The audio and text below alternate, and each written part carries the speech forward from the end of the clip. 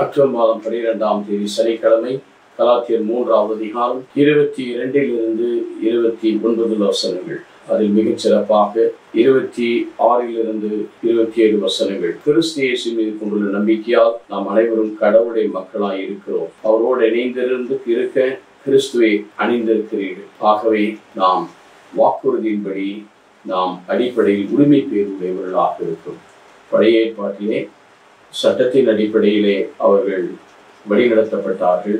ஆனால் இயேசு கிறிஸ்து சட்டத்தின் சாபத்திலிருந்து விடுதலை ஆக்கியதனாலே நாம் கிறிஸ்துவின் வழியாக, கிறிஸ்துவை அணிந்திருப்பதன் வழியாக நாம் அவருடைய வாக்குறுதியின்படி அந்த உரிமையும் வாழ்வை நாம் பெறுகிறோம். என்ன உரிமை? வாழ்வு கடவுளுடைய மக்களாக உரிமை. 26வது இப்பொழுது நம்பிக்கையால் நீங்கள் அனைவரும் கடவுளுடைய மக்களாக இருக்கிறீர்கள். ரோமர் 8:14 சொன்னது போல, யோவான் 3:12 சொன்னது போல கடவுளுடைய மக்களாக இருக்கிறோம்.